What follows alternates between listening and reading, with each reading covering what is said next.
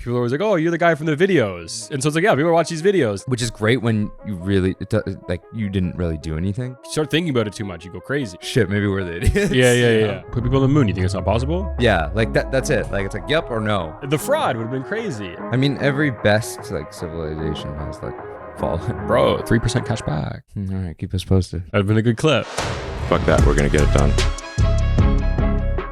All right, welcome to this week's Done This Week. What a horrible intro. I guess, what did you get done this week? A lot of road mapping. Okay. Road mapping new features. We're bringing on a new dev, finally, who is starting in 4 weeks. So I'm just trying to, like, really prep out, like, what we want to build and think about the next version of Wizza and what that looks like. What cohort of, like, companies that have got to your size do you think got there with one developer consistently? I would say like cohort, like what percentage? You mean? Yeah, like what percentile are you in? It's probably like it's probably 0.000001. I don't know, probably 1% for sure. Where the founder's also not technical is what I'm saying. Yeah. Like even like that's even like crazier. There's probably like a few where the founder's also the developer that goes far, but your situation. And there was a time we had no developer. So it's true. I had technically less than one. Maybe one day we'll tell that story on the podcast. It's a crazy story. It is. It is a crazy story. What did you get done this week?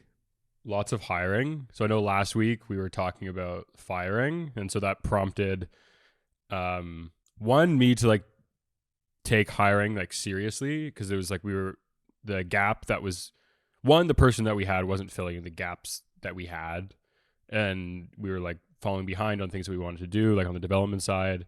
And so it was like, okay, this is going to be like my number one thing. I'm going to treat this like it's my number one thing. And I'd never treated hiring like it was my number one thing ever. And everyone I had found up until now were kind of like through connections and like, hiring like as things go. But I was like, no, I'm going to attack this as a problem. And we ended up hiring 3 when like we set out to hire 1. So 1's remote, and then 2 are in office, started this week. And then we also hired a designer this week that started Monday. So like 4 new people. So it's been a lot of just all on the product. Everybody on product with design and development. And then, so it's been a lot. Luckily, like my head of operations, like took over like a lot of the onboarding, like actually like, again, like attacked it as like, okay, we're going to try to do onboarding right this time, especially with 4 people. Like when it's one person, you're like, oh, we can kind of like, but we're like, this is 4 people. Like, we need to like take this seriously. And I think we did like a really good job of it. And within the first week, pretty much everybody's contributed something that got shipped in the product, whether it's like a bug fix, which is like really, really cool. Like, and I think, customer service can be really happy about it. Like they were starting to get like a little bit annoyed with some of the bugs, like lagging on, having to reply to people saying that it's going to be fixed next week. It's not fixed next week. They get mad. Like it's annoying. So that's been really fun. I feel like really good. So far, everybody has been like a really good culture fit, which was one of the things that were missing from the last person that we let go. And so just like vibe in the office is fun. We're like joking around. Like we had like before I came here, like a couple beers. Like it was fun. It was a good time. Do you have an onboarding presentation? I don't have an onboarding presentation. I actually do go through a lot of that like during the interview. And it's not a presentation, just like me talking. But this week we did like a full team meeting. We got like a new like Zoom setup for everybody in office. So now the morning meeting, everybody's around the same table with like one camera to then everybody remote. It feels like a little bit more. So that was cool. And I did like a big kind of like, but then we ran into like some technical issues where like when you have a room, the microphone's not good. So we bought like the table microphone. So next week should be better. But yeah, I'm like super excited. There's like a lot, like the first, like right now the developers are working on like a feature that like just updating our tagging in our app that like it was one of those features that we built because we wanted to build it really quick. We never built it in a way that we're like, this is the final version, but we never came around to like updating it. And so I'm really excited about that. And I just feel like we're going to move like super, like essentially 5 in the last month, we have 5 extra development resources. Yeah. And it's like, it's good. So, hopefully 5 extra speed and like build better product, make more money. Happy days. It's funny when your like capacity goes up, and like ours is now starting to go up too. Like capacity to build goes up. I start to get like this fear, which is why I've been like road mapping all week of like, shit, I'm gonna like end up accidentally building something shitty because like I'm just gonna be like, do this, and then I'm gonna look back like a year and be like, oh fuck, like look at all this random shit we've worked on. So I feel like you really have to now like one thing you could do, because I feel the same thing where I'm like, oh, like I know exactly what we're working on next week, but the week after, like I don't know, right 100%, because I've never been able to like really roadmap out this much. that far. You guys don't have an in-house designer right now, right? No. Okay, if you do, I've made it like a thing for him where I'm like, I've given him the freedom to be like, anywhere in the app you think could be improved or better, and he's coming up with some like, I'll show them to you like later today, like just like some really like nice, delightful way, like better, like for closing the modal, like there's like little animations, and like one, I think for designer, they get excited to just be able to like be free and not be told what to do, and they can explore, and they get inspired by something, they make something. But then there's always like, you have like some little project that are just incremental changes to the app that are going to make it like better. And so that's like alleviated some of that, like, oh, like I haven't really planned all this out yet, but it's like, right, if I have the designer that's like going in with fresh eyes, which again, like now when I look at our product, I don't see it clearly. And that's something that we've noticed this week between both of us. Like you've started using our product more, and like I found some stuff. I've started using your product more. I found some stuff. And I think we both were like, oh, we should both do this a lot more. And like fresh eyes are very beneficial. 100. And also like you kind of, when it's like some customer that you don't really know, it's kind of like, maybe you can't be as like direct. And also like, this is going to sound like whatever, but sometimes you think like they're stupid. That's just someone comes to chat and they're like, I clicked this button and I expected this, or like I use this filter, and I'm like, oh, that's just this guy's an idiot, because like we've got tons of customers using it. Right. But then when you're doing with someone that you know is not an idiot, it's like, shit, maybe we're the idiots. Yeah. No, I think most of the time you are the idiot, and then it's also like that's the person that's the idiot, quote unquote, but like willing to actually reach out to you. And there's a lot of people that aren't even willing to reach out to you, or never even figured it out, exactly, or like things like that, or just think it's broken and everything like that. So yeah, shit's moving. I'm like excited. Good weather outside. Happy days. Good week. What else has been interesting? I only have one like topic for this week, and it was like on the drive here. So Meta launched their like AI LLM product in like a bunch of different places today, like including Instagram, and Mark Zuckerberg like posted about it. And I think it's a really good example of like a founder led, like I think it's like amazing about the way that they like demonstrate the product. So I'm going to show you the video. Okay. So, okay, wait, I'll just open it up fresh. And it's just like, if we're talking about like a guy that's been disconnected from reality for super long, to probably disconnected from like a lot of product stuff, you know, it's just like seems very personal. Like,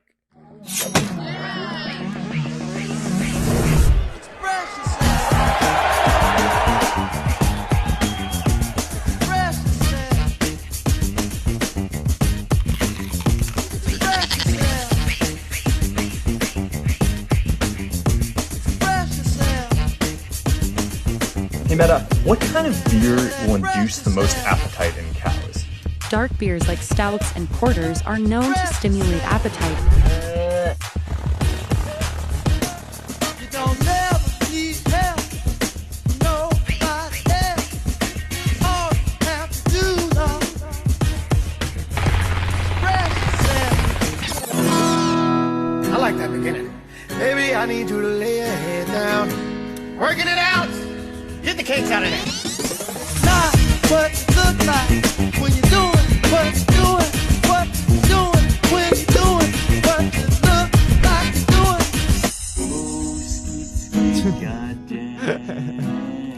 doing. That's anyway, funny. I just think like if you're talking about a multi-billion-dollar, one of the most powerful companies in the world, and this is why I honestly will continue to bet on Zuck and continue to bet on Facebook. Like the fact that like it seems so novel that video exists, but the fact that video exists and was published, and like I think it's genius.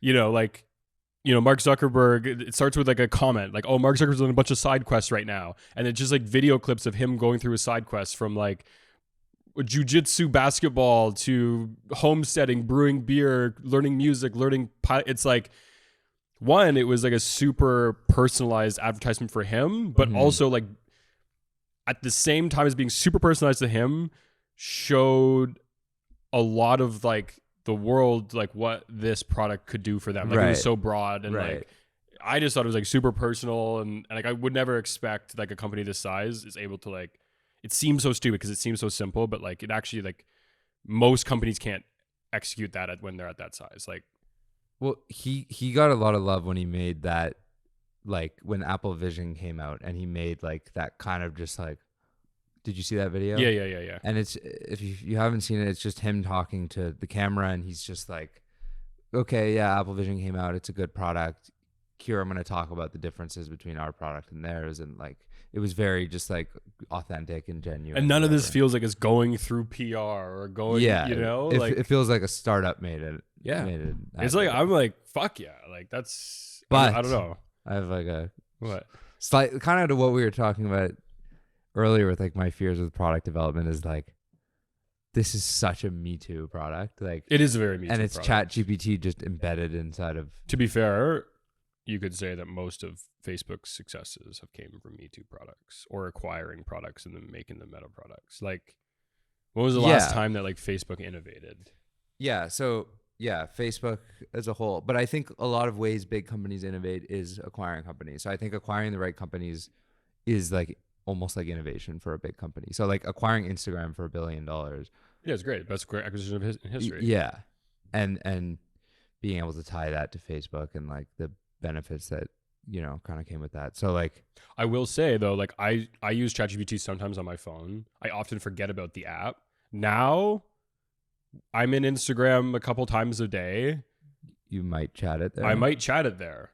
Just because of like the proximity of like the panes of glass that you're on throughout the day. I do just hop into Instagram. And so with these like, you know, and I think sometimes the stuff that I'm asking ChatGPT about when I'm talking about outside of work, normal life type stuff, it's prompted by like something I saw on like Instagram or on social media or like watching a video. Like I don't ever use ChatGPT outside of work stuff.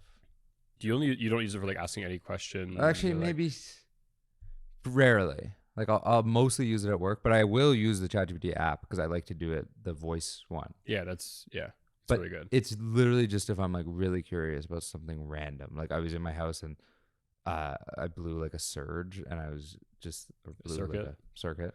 And I was just like, how does this work? What like Right. why are these circuits connected? And like you could Right. just like ask it all that. It was pretty sick. But would I like open up Instagram and then like swipe over to the meta thing? I don't know. Yeah, like Who knows? we'll see. I mean, they didn't do anything like new or innovative outside of like what ChatGPT, at least in that video demo. Like, couldn't you have done something with AI more connected to Instagram or Facebook? Like, I mean, the search has it in it now, so like content discovery could be really good. But I feel like the search was already pretty good. let's say posting, like, or like photo editing, like put your photo in and it's like, I want to post this. Can you take out some of the clouds and like, Right. can you make it a brighter, sunnier day? Like, That would be cool. Yeah, I mean, I actually haven't played with the product. I just thought it was a cool video, and like the fact that it could come out of such a big company and like a guy that, you know, it's just like, yeah, it's cool. Feels real. yeah. Makes me think like I should do more of this like little personal type. People are like, oh, at certain size, like no one cares about the CEO. It's like, fuck, this is about as big as of a company as you can get. People Right. care about Zuck. Yeah. I think like I was thinking about this with just like video and like product launch videos in general. And like, I feel like they're so good at like getting attention and like, Dude, I've noticed that because we haven't done a product launch video in a while, just because again, we're going through this hiring. We had capacity issues and we're going to get back to it. But I've noticed like a little bit of a dip in signups and like morale amongst whatever. It's a great way to communicate. It's the best way to communicate with customers is through video. It's like one to many and it's personal. And people get to know me. Like I sometimes like take demo calls and people are always like, oh, you're the guy from the videos. And so it's like, yeah, people watch these videos. Right. And then like at that event that I threw last week in New York, a lot of people get like, oh, you're the guy I'm the guy from the video. yeah. Whatever. So it's cool. It even means that when you're at events and things like that, it's like warmer for people to come up and talk to you, Right. or like you seem like an outgoing person, even if you're not. Right. So I think it's cool. I'll never like if I'm on like LinkedIn or something and see like a product launch video, especially if it looks like kind of like fun like that, not like boring, like I'll never skip it. Right. I just Like want to see. The recent one from Browser Company was good. Remember that They one? do killer ones. They do really, really good That was like ones. 20 minutes. I watched the whole thing. Dude, we're planning out. So I told you I'm not going to talk about the marketing campaign because we're keeping it down low, but started planning out the marketing campaign, the launch video for that marketing campaign. So I had my old friend like Alex come in who like did our last one, and bro, we're like, this next video is going to be insane. So he's got this new software that uses the LiDAR sensor in your phone where you can scan an entire room, and then you essentially have a 3D model of the room.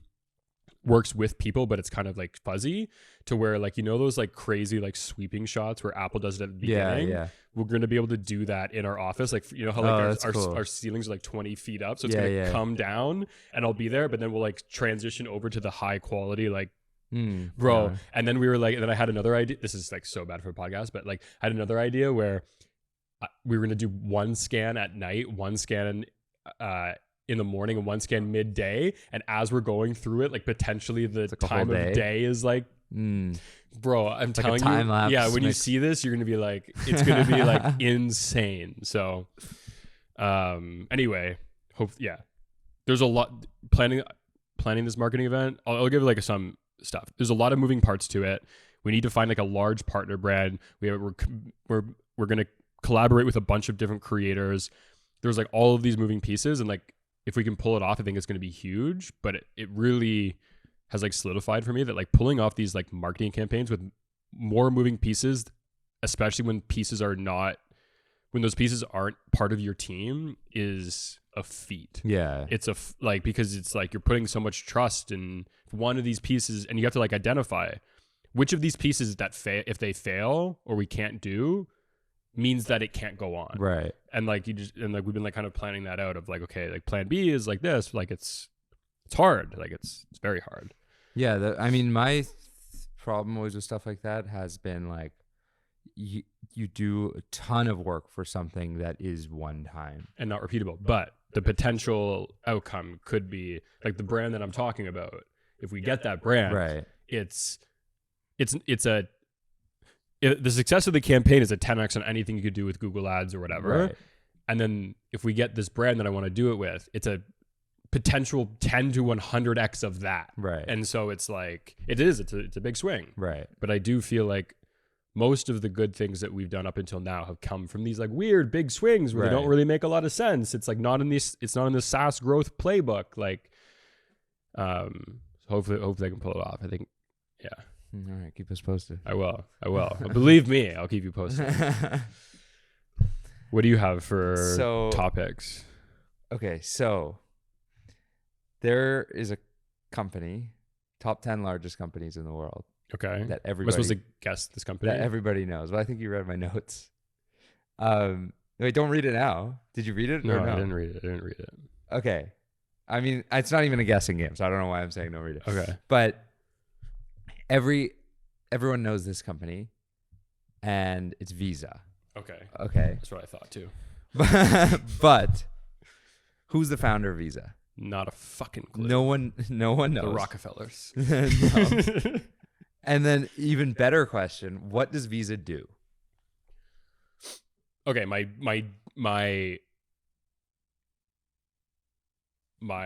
gut reaction is that they make their money through licensing.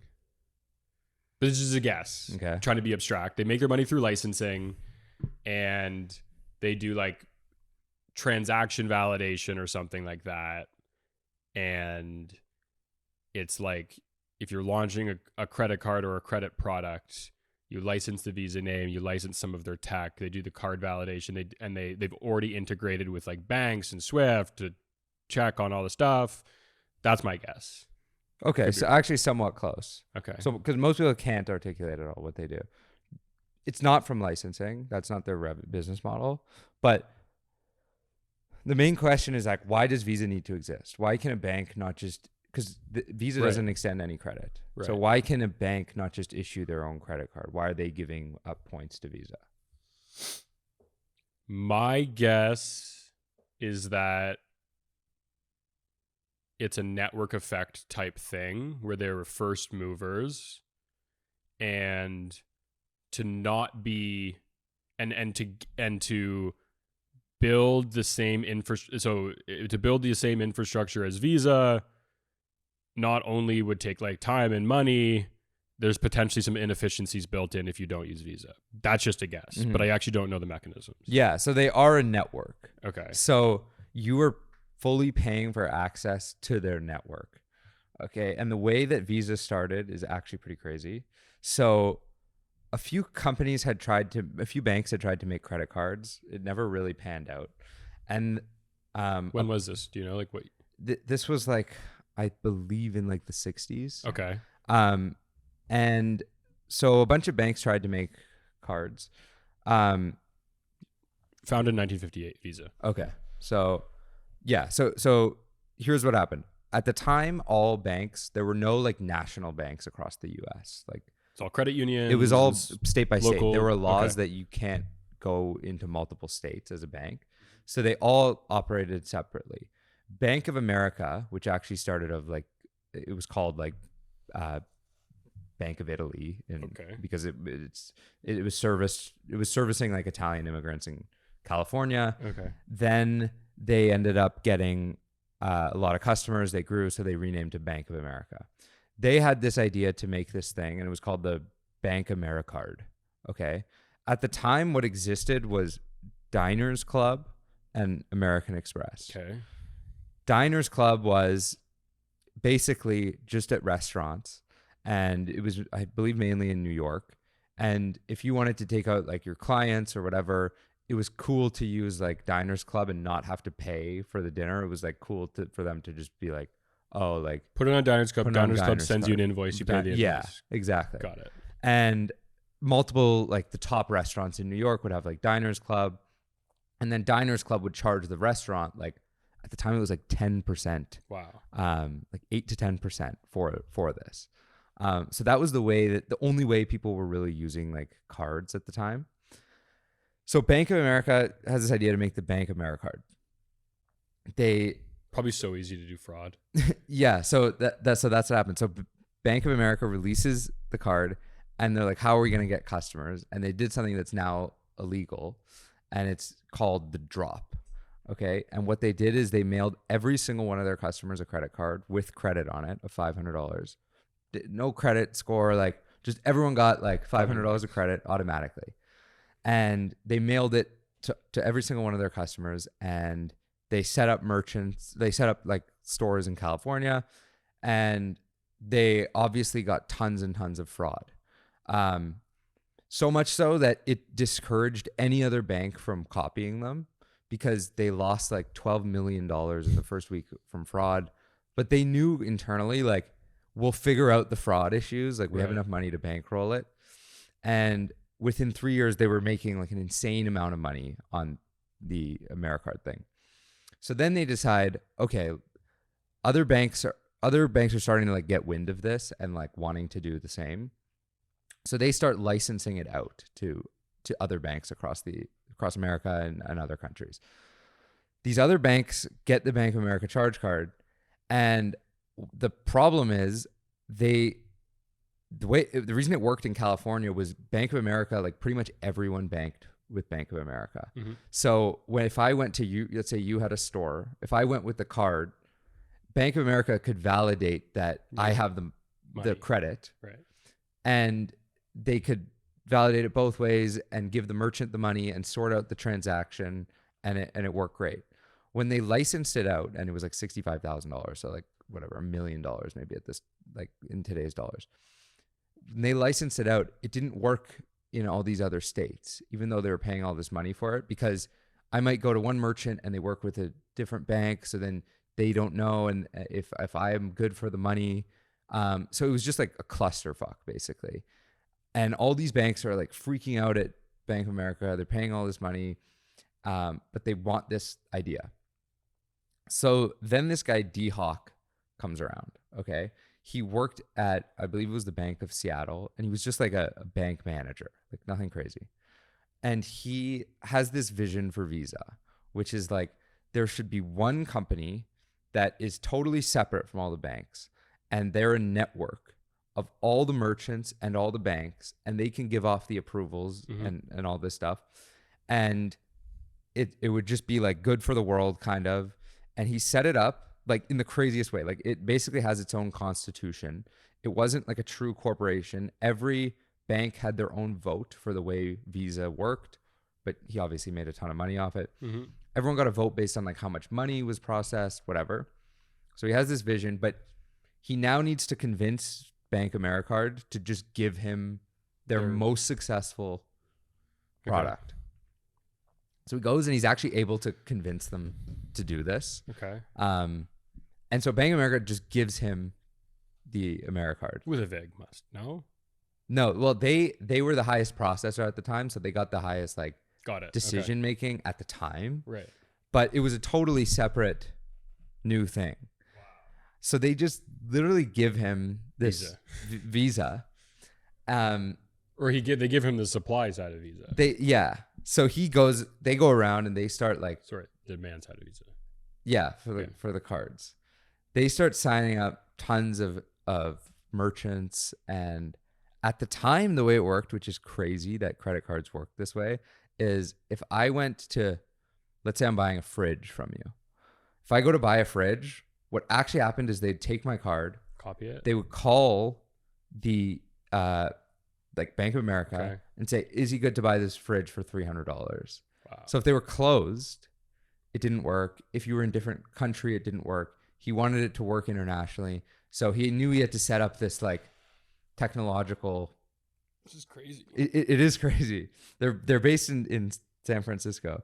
Visa is. So he knows he has to set up this like this network that works like within all hours, and he has to do it using like computers. So he goes to all the big like tech firms like Accenture and whatever. For context, this is like happening 20 years before the internet was invented. Yeah. Okay. But so it was going for a while like just by phone or whatever. But when you needed to set up this technology of like automatically like validating and authorizing, he needed it built out. He went to all these firms. They're like, okay, it's going to take like 3 years. It's going to cost like all this money. And he's like, no, we'll just like hire it ourselves and like build the tech ourselves. So he takes this like crazy undertaking and like builds this like merchant network platform, yada, yada, yada. Use like phone lines or? I don't know if by the time they did it by computers, like maybe the internet was out. I'm actually not totally sure. You could potentially do it with phone lines, right? Like you could, because like phone lines were holding like everything from, like collect calls and like charging based on that. Yeah, based on like dial tone. There could have been like just like a Visa like call center where you called and they had all those details. Right. Like a crazy hard problem to solve at that time. And the name, because they were still going by like Bank of America charge card. They wanted a name that like Visa was like the perfect name. They wanted something that like sounded international. I remember being a kid and hearing the name Visa and being kind of confused because like a Visa like something like immigration related and whatever. And that's like kind of what they wanted, where it's like it'll implies like it works anywhere. It's like your pass to the world was like a Visa card. Such a good name. Yeah, it is a good name. And it could be pronounced like in any language, like like anyone can kind of say Visa. No L's, no S's. Yeah, it's simple. So so there's an S. Creates yeah. So it's just like it's a crazy story. Anyway, so today Visa does 32.5 billion in revenue, and they have a net income of over 17 billion. So they're making around 60% net margins. Wow, they have 99% gross margins because it's literally just a network. They have 99% gross margins, better than any like software company. Like wow, the only cost is the server cost of sending like an approved or not, and the merchant descriptor, which is like because all of like the credit card like incentives are like at the bank level. It's crazy. Yeah. So they don't take any credit risk. They don't like nothing amazing like that. So it's just it's honestly the most insane story. I heard about all this on the Acquired podcast. They did literally a 4-hour breakdown. Like It's probably the best business story I ever heard. D-Hawk ends up getting like ousted from the company eventually. They went on to like, they were actually losing to American Express, and then they sponsored the Olympics, and that's what really like got them like global usage. It was like the perfect kind of thing for them to And be like Visa must be the biggest out of. Yeah, Visa is the biggest. The margins are just insane. And a friend of mine mentioned the reason that the industry is so interesting. It's the only business where the TAM is actually larger than global GDP because for every product, there's multiple transactions that goes into things. It looks like American Express is a bigger business, but potentially not as profitable. Bigger like market cap? No, revenue in 2023 was 60 billion. Revenue. Well, I know they charge higher fees. Yeah, Like, but they probably don't have as good of margins because they're also issuing all of the credit. Exactly. And they're issuing all of the rewards on. So the way the price break, because it's around like 3% roughly. Yeah. So the way it actually breaks down is Visa actually only gets 0.2% of the total transaction value. Yeah. Which is great when you really you didn't really do anything because like you didn't give any credit. The banks get the highest cut. I think they get like 1.4%, but that's just break even for them. So banks only make their money on interest, which is interesting because like, and they deal with all the rewards and stuff like that. Yeah. Like Visa doesn't have to do any of that. Wow. They just get the flat 0.2%. What a great business. Like, wow. Just insane. So what do you think? How can we disrupt Visa? How do you disrupt Visa? So I'll give you one idea. I mean, the thing podcast. is like you need to. Okay, how do you disrupt Visa? In the podcast, they mentioned that the one company that maybe could do it is Apple. Through Apple Pay and like Apple Card, they could eventually build up like a big enough network in-house. So that's potential. Problem with that is you look at Apple, and like if you look at their market share on devices, it's like way smaller than Android globally. So and with Apple being a walled garden, you're kind of capped by. But again, if they can make that transition to where Apple Pay, Apple Credit isn't directly attached to an Apple device, then that's interesting. Right. I think one thing that Visa did right is 0.2% is not that bad. And like they haven't raised that or touched that. Mm-hmm. And it kind of like, obviously it'll rise with like inflation and GDP growth and all that. But like, I feel like they're kind of protected by that in the sense that like, no one wants to even do it for less. The consumer doesn't care. Yeah, like right. What are you gonna do for 0.1%? It nets out to obviously a massive amount of billions and billions of dollars. It's just like, yeah, like this is crazy business, dude. I just realized Amex has to give their own rewards points. It's right, like everything. A major amount of cost. So like to even be close is huge. No, yeah. I mean, I guarantee you, Visa's spitting off more net profit than American Express. Yeah. You're 100%. It's half the size of the business. Wow, dude, this is crazy. This actually blew my mind. Imagine creating that and just owning it. 17 billion a year. I mean, I think the answer to disrupting it is you disrupt it by it's completely different, right? Like, I mean, it sounds like, but like it will be some sort of like crypto type thing. Right. Like a new total. Yeah. Where there isn't even like a centralized network or something like. We're like the disruption to Visa is Visa not existing as like even that 0.2%, and it's like not that that's getting passed to the end consumer, but like maybe that's getting passed into like a collective network or something like that, and then it just grows organically rather than needing to like will it into existence. Is like the version that I see, because if you like look at when they had to build that network, they like actually could you needed to like boots on the ground, do this, signing up people, building a network. Like the next version of it, the network's already created, right? Like the internet, the whatever, the blockchain, like the networks actually, or the rails have already been laid for the railway, and so Yeah, but fuck, man. That's, you know, when I was, one thing that popped in my head while you were like saying that is like, I think the generation that we grew up in and then the generation that we're in now, I think we forget about how much innovation came from the United States of America. Yeah. Like, it's actually kind of crazy that these like absolutely global ways of like doing business and like the way money works and everything like happened in this like golden age of America where like there still wasn't even any internet, like, and it was just like crazy. And it's like, it makes you think, it's like, can you even see that ever happening again? Like, I don't think so. Like, Yeah.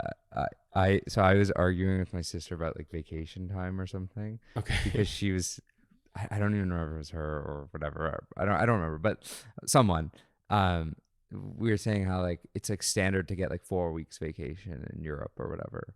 And I think like the standard is more like 6 to 8 weeks. Right. And she was like, oh, that's like what it should be, like whatever. And I'm like, name one company, and there obviously are some, but like, right. can you think of one major innovation from Europe? Like there definitely Right. are, but there like definitely are, but it's again like it's. I mean, it could be that we're not like super connected, but again, the fact that it hasn't crossed over the sea yet is like it's obviously not that innovative. But Yeah, no, like- but like, in those times, like it is like, you know, like people went to America and they like built it from the ground up and like, yeah, no, the vacation time thing is interesting because I think it, and again, like I have like a bunch of friends now, like they get jobs at startups and like I have one friend and he has 12 weeks of mandatory vacation a year. And he's in sales and he's like, this is actually kind of shitty because one, I don't make enough money to go on 12 vacations. 12 weeks of so like I'm vacation, just going yeah. to sit at home yeah, or whatever. And again, maybe it's different once you have a family because it's like, oh, we get some time. I can catch up on like family stuff and, you know, Yeah, and yeah, everything like yeah. that. It's different. But when Yeah. you're like a single man in your 20s, 12 weeks of vacation in a lot of ways is like, I think a bit of like wasting your life. yeah, You know, like it's like there's times in your life when that vacation's more useful and like you have like, you're the most like pent up, you're the Straight. most like, you can create the most value in the world when you're at this like age and all of these types of things. But I think the people that have that perspective, it is like a complete ignorance to like the reason why you can even say that or even have that is because like that didn't exist. right. You know, like, and I think it's like with everything, it's like everybody always wants more and more and more, but the reason why you can have more and more and more because people before you had less and less and less. Right. And it just like, it's hard. It's like, I don't even know how you would ever shift that like mindset. Because it is true. Yeah. Like if you always want more, you want more vacation, more money, whatever. Right. But like the only reason you're even in like a country or like a place where that can exist is because like the people that came before us had like starkly harder lives. Yeah, And I also hate this fucking narrative that we're living in this like super hard time. Like, yes, inflation, like, yes, things are like less maybe like attainable from like a wealth create, like, yes and no, right? Like, it's like the easiest way to make a ton of money in the world Right. right now, but it's also like potentially like harder if you like follow like the paved path yeah, yeah, and everything like that. But I don't know where I was going with that, but like, yeah, I just think there's like a complete ignorance for like, oh, like how hard, like people were like one generation ago, yeah, like No, people joke about like their parents, like the boomers being like, oh, I had to, it's like, no, they actually had to like work really fucking hard. yeah, it's crazy. Like it's, and if you had like parents, like I didn't, but like if you had parents that like came from another country, it's like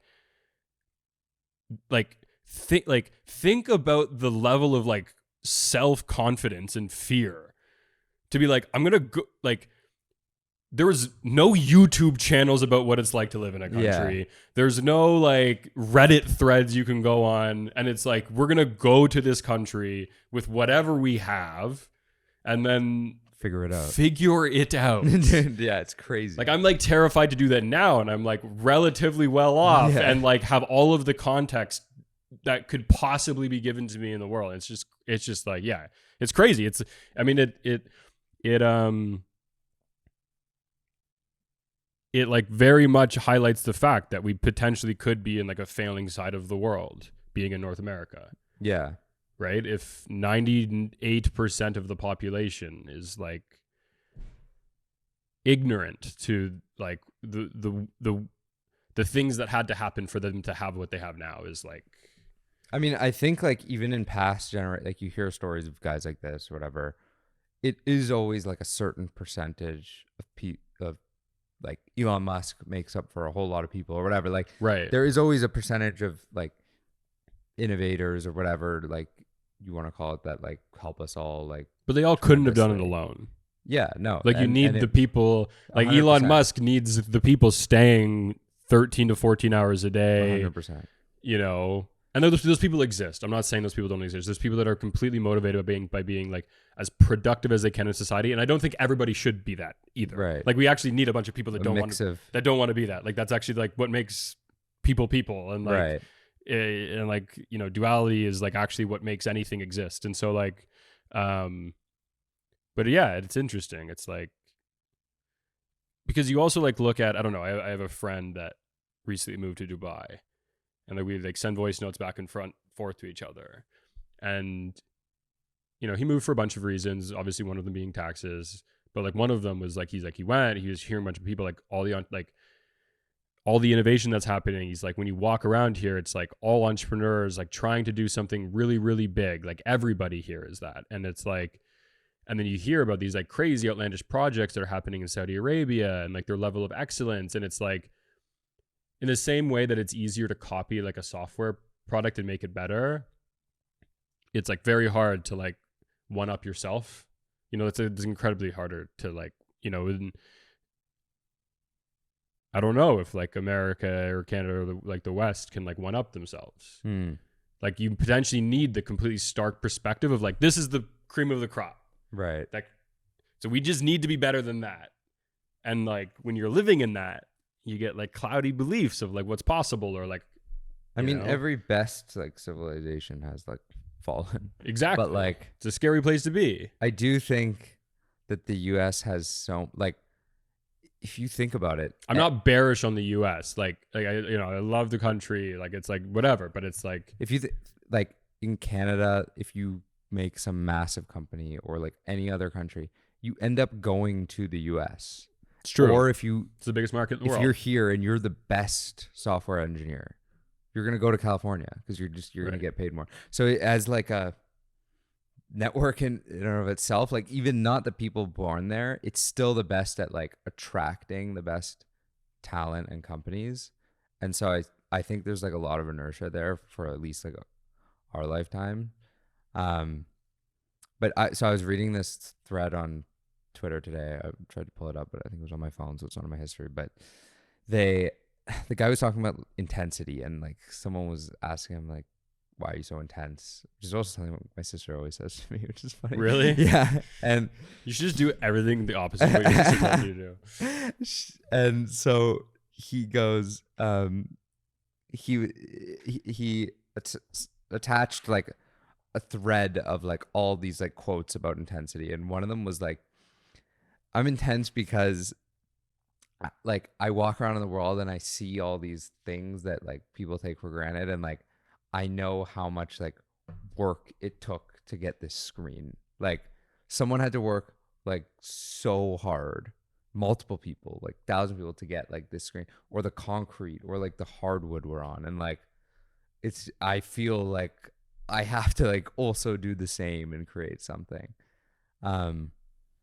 Which is true. You don't realize all these things. Like, I think weren't we at dinner the other night, or like a few weeks ago at Jules, and I was like, dude, this table. Was I not with you? No, I don't. Okay, I had this conversation with another person. I was going through this like an existential crisis of realizing this, and I was like, bro, think about this right now. We sit down, we eat. Okay, these like knives, they were like carved. It was like from France. It's like these fucking knives went on a boat or a plane. But before that, someone like designed these knives. But before that, they had to think like, oh, a knife could be better, or I want to make knives, or like maybe they were creating not knives, they were creating scissors, but then they realized the knife market, there's like more people that need knives and scissors, or you need 12 knives in a house rather than one. And then he goes and he designs a knife, and then he has to like get someone to make these handles and whatever, but then they got to put it in a box. And now all I can do is cut my steak, but I haven't got my steak yet. And it's like, the steak, there's this fucking, the guy's got to make the grain. There's a guy that's got to deliver the calf. There's a guy that's got to like make sure the calf doesn't die and like keep it alive. There's a guy that got to cut the calf up. You got to put it in the truck. You got to ship it here. Then that guy over there, he's got to cook it. But before that, he's got to get the stove. Like, it's like, yeah, like, dude, we, like, it really, like, all of our lives are like standing on like the shoulders of like everybody that came before us. And it's like, you start thinking about it too much, you go crazy. I know, it's insane. And it's like you try to think about starting civilization from scratch, and it's like, holy shit, I don't want to live in that. Yeah, it's things like slowly built up on top of each other. It's crazy, bro. Like, you actually can't enjoy dinner, and you gotta take up a couple of drinks, settle down. Yeah, but that's Visa. Right, that's Visa, bro. It's good. Did you see the new Robin Hood card that came out? No. Bro, 3% cash back. Oh, really? Dude, 3% cash back, unlimited. A bunch of other kind of like little perks and stuff like that. Has actual 24 karat gold in it.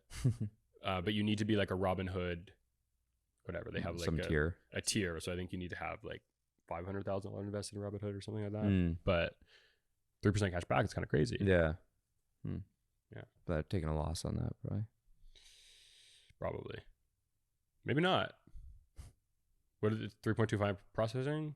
It depends. I went through all the numbers in this. It depends on like if it's a swipe or if it's a tap or if it's a chip. Really? Like everything affects it. You know who I don't? Maybe this is for next week episode. I have no the fuck. I don't know. Is Interact the same as Visa? No. No. What the fuck is Interact? So Interact is a. And does that exist outside of Canada or no? I don't know. I don't think so. But there are others that are similar. I believe. So I'll research it for next week.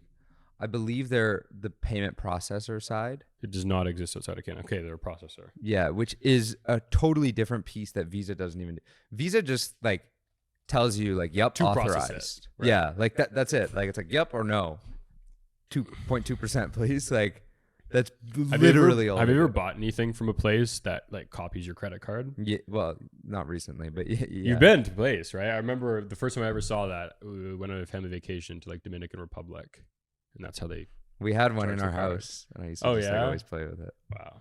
Whenever I saw that, I was like, wow, all you got to do is that? You get all the money? It's crazy. Yeah, imagine that was like your Stripe notification. Or not even that. You can just write whatever number you want. The fraud would have been crazy. Yeah. I want to know how many like fortunes were made from like these fraud schemes. You think there's no way you get caught, right? Like, it'd be hard. Yeah. Keep it small. All right. I think that's a good spot to wrap it up. See you guys next week. Yeah.